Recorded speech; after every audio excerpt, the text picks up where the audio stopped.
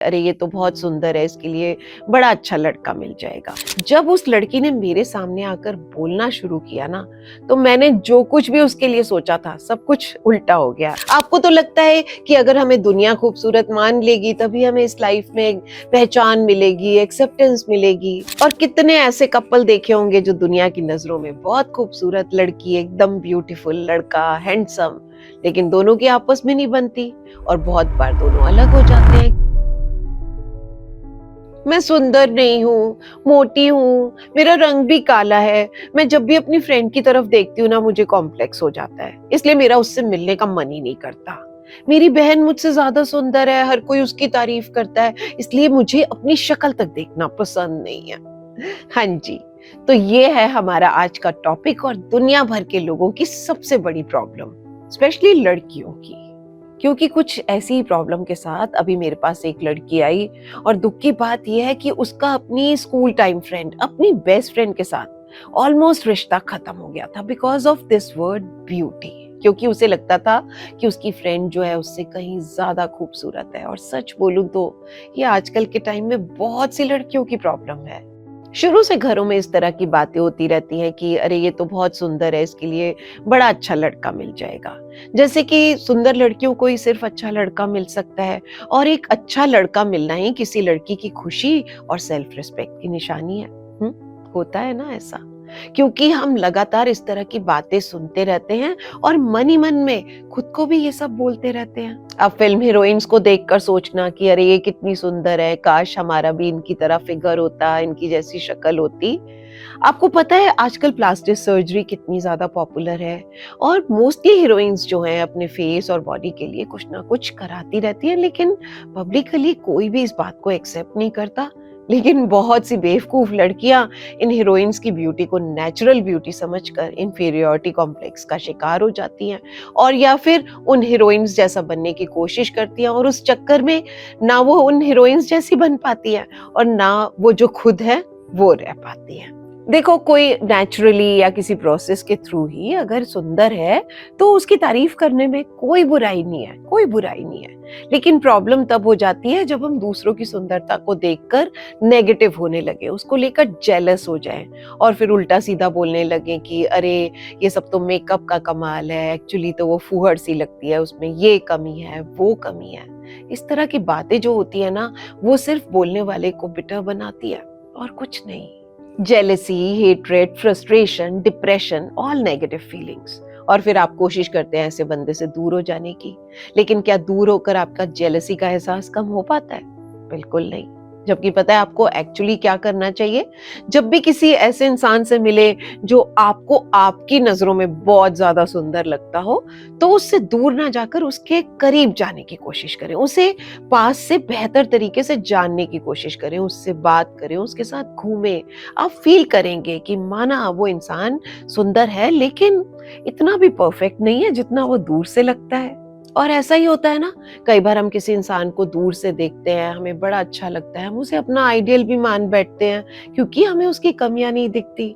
लेकिन जब हम उसे अच्छे से जान लेते हैं, हमें लगता है वो भी हमारी तरह ही है, इतना परफेक्ट भी नहीं है, हैं? होता है ना? अब मैं यहाँ पर ना आपको अपनी एक इंसिडेंट बताती हूँ। मैं एक इवेंट में गई थी एज अ ज्यूरी मेंबर। तो वहां पर जो कंटेस्टेंट थी उनमें मुझे एक बड़ा ही खूबसूरत चेहरा दिखा। मुझे लगा कि ये जरूर कोई ना कोई टाइटल लेकर जाएगी, क्योंकि क्या कुछ भी कह लो, बाहरी सुंदरता जो है वो आपको अट्रैक्ट तो करती ही है। लेकिन जब उस लड़की ने मेरे सामने आकर बोलना शुरू किया ना, तो मैंने जो कुछ भी उसके लिए सोचा था सब कुछ उल्टा हो गया। एंड बिलीव मी, वो मेरी जो लिस्ट थी ना, फर्स्ट 10 में भी नहीं थी उसमें।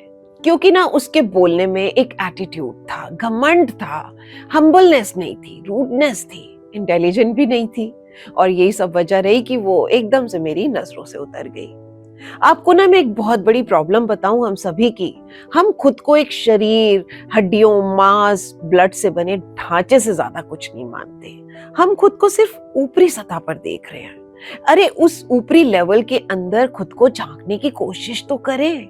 अरे थोड़ा डेप्थ में जाकर खुद को पहचानने की कोशिश तो करें और फिर आप जानेंगे अपनी क्वालिटीज को, अपनी कैपेबिलिटीज को। और वही तो असली सुंदरता है।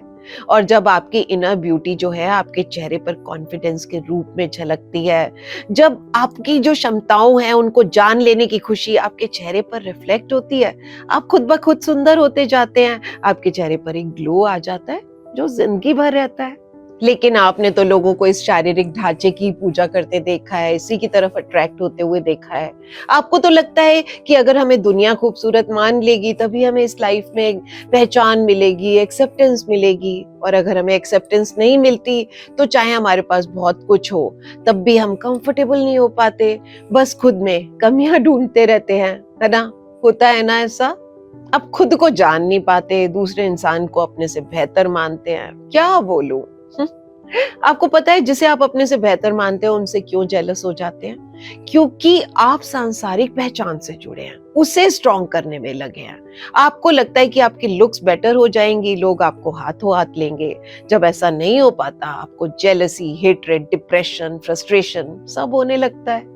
लेकिन मेरे दोस्त, ये physical appearance, good looks, outer beauty कुछ वक्त के ही मेहमान होते हैं। जैसे जैसे हमारी एज बढ़ती जाती है, हमारा वेट बढ़ सकता है, हमारे चेहरे पर झुर्रियां आ सकती हैं, हमारे बाल सफेद हो सकते हैं, हमारा अट्रैक्शन कम हो सकता है। लेकिन आपने बहुत से ऐसे कपल्स को देखा होगा जो एक साथ ग्रो करते करते बूढ़े हो जाते हैं, लेकिन उनका प्यार बहुत बढ़ जाता है क्योंकि वो एक दूसरे की इनर ब्यूटी से प्यार करते हैं। और कितने ऐसे कपल देखे होंगे जो दुनिया की नजरों में बहुत खूबसूरत, लड़की एकदम ब्यूटीफुल, लड़का हैंडसम, लेकिन दोनों की आपस में नहीं बनती और बहुत बार दोनों अलग हो जाते हैं क्योंकि बाहरी सुंदरता जो है उससे हम अट्रैक्ट हो सकते हैं, प्यार नहीं कर सकते।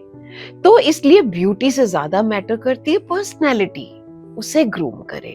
हम खुद के साथ कैसा ट्रीट करते हैं, दूसरों के साथ कैसा ट्रीट करते हैं, हमारा बिहेवियर कैसा है, इन सब बातों से हमारी इनर ब्यूटी रिफ्लेक्ट करती है।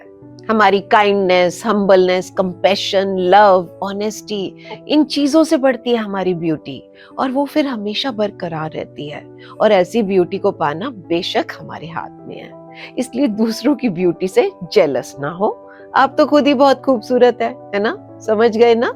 तो चलिए अपनी क्वालिटीज, एबिलिटीज पर काम करना शुरू करें और हमेशा खुश रहे, राइट? अब इसके साथ मैं भी चलती हूँ, फिर मिलती हूँ नेक्स्ट वीडियो में कुछ और दिल की बातों के साथ। Till then take very good care of yourself. Bye bye, love you all.